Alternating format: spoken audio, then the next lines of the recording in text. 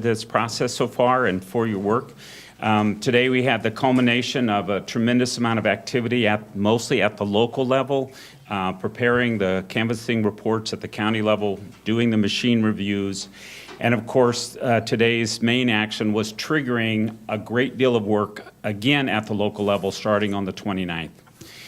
Today's State Canvassing Board operated much like the last major one, dealing on a consensus basis, doing a lot of looking into the law, the rules, and so it felt good to have that whole process underway. So I'm happy that we're going. I'm very thrilled that we have this great set of people on the State Canvassing Board and look forward to the process staying on track and being completed with the kind of main work sometime late the night of the 10th, and then completing our official work on the 14th. So I'll stop there and take any questions that you have. How much of this would be dependent on the local level at all those precincts all around the state? Well, it's not at the precinct. The counting will be done at the county level, and they will complete their work.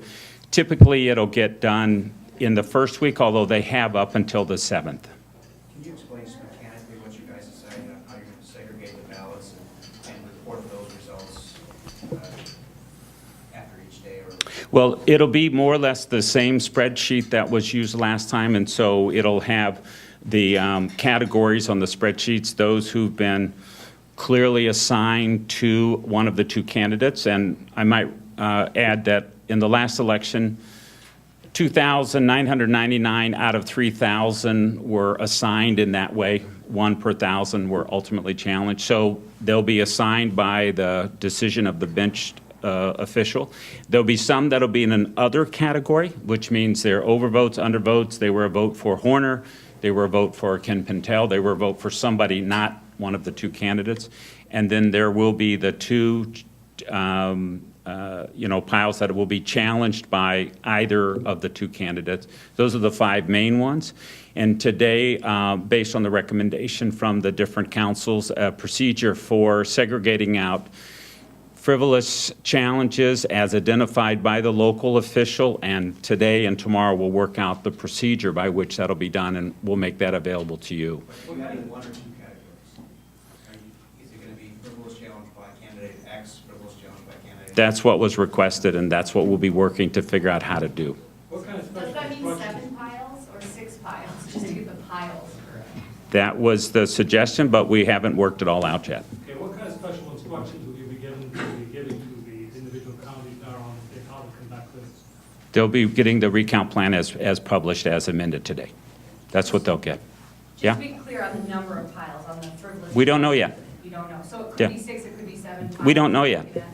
But the number that you Mm-hmm. report each day will include the frivolous challenges, is that right? The numbers that the counties report each day will include those in some way. How that will be done will take us a little bit of time to figure out exactly. Those frivolous challenges are not allowed, so they will not be considered specifically challenges. So they will have to be accounted for in some way. And it'll take us a day or two to figure out. Can you talk us through I think it was the first change day of the is versus the including? Mm-hmm. So what now is the rule on a frivolous challenge? What is it? It's definitely a couple. Frivolous challenges are not permitted, neither are automatic challenges. Frivolous challenges are defined in several different ways, but one of them, and the one that is the most commonly discussed, are the procedures around the identifying marks. And I can't quote it to you right here, but it's written in the rule, and it's now written exactly in the same way in the recount manual. As it was in the rule, so that did not change? Yeah. I noticed that identifying changed to identification, and there were some little tiny, but you'll get a copy of that very soon. And on the frivolous, that challenge ballots, is your understanding they will come back to the board, that all of them will come back to the board? No. This will be a decision that the board will make at some point in time. So the board But has, frivolous challenges are not allowed, so if it's frivolous, it's not a challenge. Yeah. so the board has to affirmatively decide to bring those frivolously challenged ballots in. A ballot that has been, a challenge that has been deemed frivolous will be identified and separated out. And And who's identifying that it is frivolous then? then? The local election official. And what's your understanding of the definition of frivolous? What types of? It's exactly in the rule. You can open the rule up and read it. Yeah, you guys changed them, we haven't seen it. The rule has been permanent for at least 9 months, and we can provide it to you today. But you guys adjusted them in there, so that's, the includes versus the is, that's the kind of thing that we're trying to get a handle on. Right. Was it narrowed, was it widened? We'll make copies and give you the rule. Yeah, yeah. Right, so I think you're making a little distinction, or we're making a distinction between the actual rule, which was adopted 9 months ago, versus the plan that was being worked on today. And the result of the canvassing board today was to make the sentence that's in the rule exactly the same as what's in the plan. How much will this cost, and how confident are you this is all going to go smoothly? We have no way to know the cost, and we feel very confident it'll go smoothly. Do you have any idea what the cost might be? No. And on the reporting issue that Mark Elias raised today, did we understand that it will happen on day 3 rather than each night as he requested? Thursday, close of business, is the time that they will consolidate their numbers. Their choice of close of business and exactly what time of the day that shows up to us, Friday morning seems like a reasonable time that we will have that kind of official number from them. But from our understanding from the campaigns, they're going to be minuscule or 0 frivolous challenges this time around. So we'll have to see if that turns out to be the case or not. But we'll know by the 4th day, because many counties will be done by that 4th day, you know, figuring Monday, Tuesday, Wednesday, and Thursday at, you know, close of business. They'll be done counting their ballots and done with their county's work by that time. So we'll have a sense of if the campaign's estimation of a tiny number of frivolous challenges will be true or not. We'll know it by then. I just want, this is more a logistical question. So on the first day of the recount at 8 p.m., what is the public going to know? What are they going to see in terms of whether ballots are a vote for Dayton, a vote for Emmer, other challenged by Emmer, challenged by Dayton? That's it. That's what it. you'll see. So- Boom. It'll be just like last And time. then the issue of ballots being deemed frivolous, whether you want to say they're not going to be Yeah. included or not. Yeah. There's going to be issues where this is going to pop up. When is the public going to know? We don't know that yet, but I can say that the issue that was being raised, which is how to know if somebody was challenging for the purposes of gaming the system, the very simple proxy is the number of challenges by each candidate, because the state canvassing board in its prior setting for the 08 Senate recount agreed with the local election official over 95% of the time. So if you have a challenge by an attorney for one of the candidates, the proxy for that is that it's a challenge to a vote that would have gone to the opposing candidate. Just to follow up, in terms of what's going to be released then on Thursday or Friday, that The number of ballots that were challenged and the challenge was ruled frivolous okay, so by the those local ballots official. will be released on Monday night. Those will be released if We- there are any. Yeah, we don't have this worked out yet, Okay, so. okay. And I'll just say that I think what the board said to do was if there were any ballots that were deemed frivolous, they might be segregated, but that those vote totals were to be recorded on the summary statement and reported as how the table official had, which pile they had intended to put it in. So on that first night, those vote totals would still be included in the candidate totals. You just won't know how many of those would have been deemed frivolous or not. That won't be known until the Thursday. Okay. And it's probably Friday morning, Okay. yeah. But it sounded like you will try to get a handle on that those first few days. Well, what happened in the last one was that local officials who were frustrated called and said, we're in Sherburne County, we have 802 challenges today in Sherburne County. That's obviously an abuse of the system. And in that way, if we get feedback, that'll give us some information. So, I like keeping on top of how fast is it going? Are we able to, do this in the timeline that we've set, that kind of thing.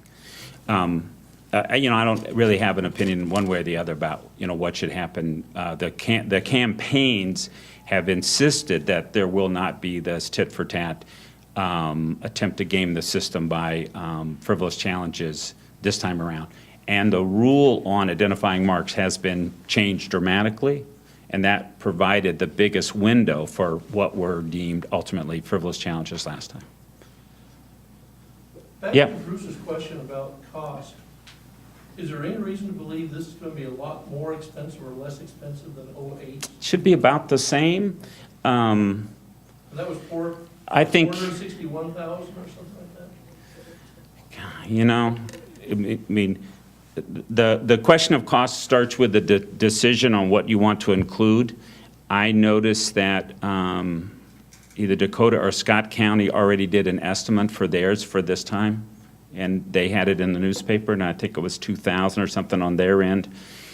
We have a cost at our end, including what we reimburse the counties, and then the cost of FedEx and our time and that kind of thing. And so this is a much smaller recount, but it's done in more or less the same number of locations.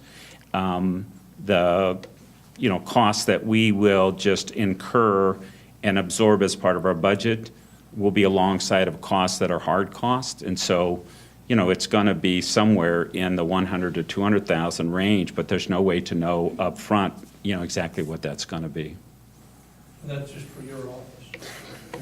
There's no way to know yet exactly what the counties will include. I noticed that in the county reports from some counties, they include the cost of their own time and temporary workers, and some counties did not include the cost of their own time. They just said absorbed it. We only included last time the cost of temporaries that we had to include, so all of our time wasn't included. I think if there's a high degree of interest in getting it more precise, probably people will, after the fact, be able to step back and then give us a pretty quick accounting. This is all on a pretty fast track, and so I think the counties are just, saying, okay, gulp, let's go. I heard that Beltrami is paying their workers with special soup and food, and getting volunteers, but providing a social form. I think some counties are really just don't have the money. So Will you that's. be visiting Beltrami County? God, I'd love to. That's such a great suggestion. I plan to visit as many counties as I can in the week, but it's also kind of a complicated week. It starts on the day my daughter was killed, and I'm not sure exactly what I'll do with that. But anyhow, I love visiting the counties when they do this. So I'll see. I hope you can visit the counties. It is different starting it all on the same day. This is, it's a different procedure, but it was necessary to make the process go. Just Yeah. On the 15B recount, you had never seen a candidate, an actual candidate, have her name written in a ballot. Have you ever seen that, Gary? No.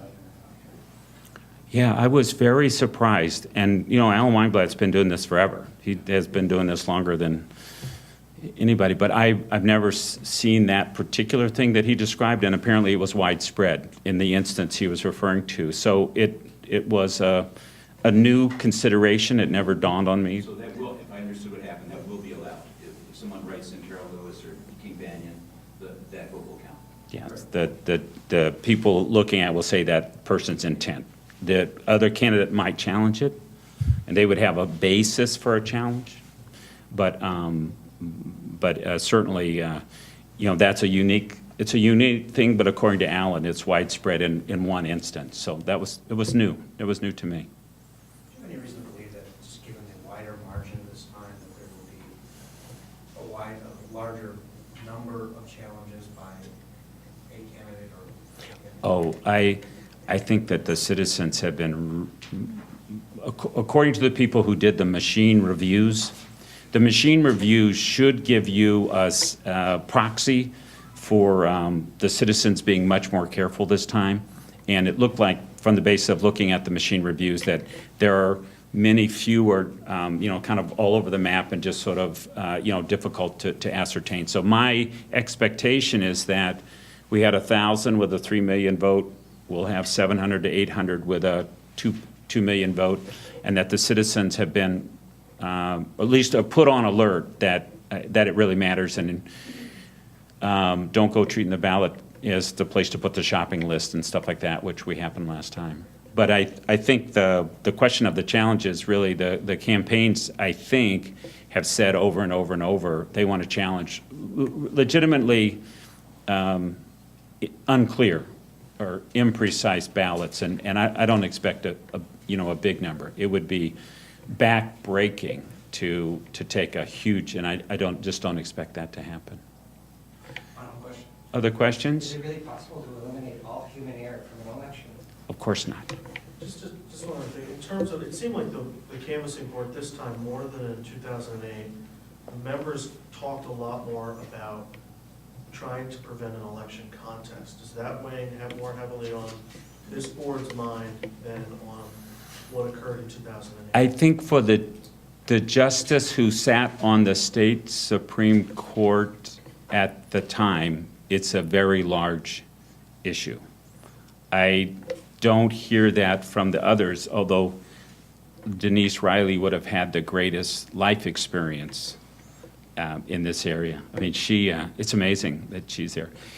I hear more, how do we make sure we're accurate and transparent? How do we, not let the costs get out of control? I hear that a lot more. But I think everyone wants, every person who spoke today was trying to figure out how to have fewer frivolous challenges because everyone knew that was a problem. Everyone who spoke today talked about trying to get this done in a fair way for the citizen. In other words, there was kind of the same words used, and then, there were different opinions about how to do it. So I think, Justice Anderson was the loudest voice and the repeated voice for trying to understand from the attorneys how do they see it. But at the end of the day, the attorneys will have to represent their clients, and the State Canvassing Board's job is representing the citizens. And so there's just a little bit of difference in how we approach it. But I just think the fact that people were using the same words and there's a lot of goodwill. There was incredible national legal skill, talent, experience in that room today. I mean, just from one end of the room to the other, you had top people in the country on both sides of this issue and everything. So I kind of feel like we've got the best people in the room, a fantastic group of people for the State Canvassing Board. We will find a good balance and kind of work this out in a good way. I mean, that's the way it felt to me today. And I felt like the members were really engaged in the law and the rules, really well prepared. So Is it the board's job to try to avoid the contest? it's a board job to determine how the citizens of Minnesota voted in the elections that are within 0.5%. That's our job. Justice Anderson is deeply experienced, and so he's thinking about it in the broadest way. So. And then there's Representative Emmer is talking about one other thing, which is the SVRS. He's raising concerns about the SVRS not potentially, it may not match Supreme up. Court. These legal issues go to the Supreme Court. But Thank what's you. the excuse about if the numbers aren't matching up or there's a delay in the report in terms of? Legal issues go to the Supreme Court, not to State Canvassing Board. So if they're legal Aren't you issues, as Secretary of State responsible to handle the SVRS? yes, but the SVRS doesn't have anything to do with recounts. SVRS has to do with voter history. So if there are legal issues, they go to the Supreme Court. Thank you, everybody. Thank you. Thank you.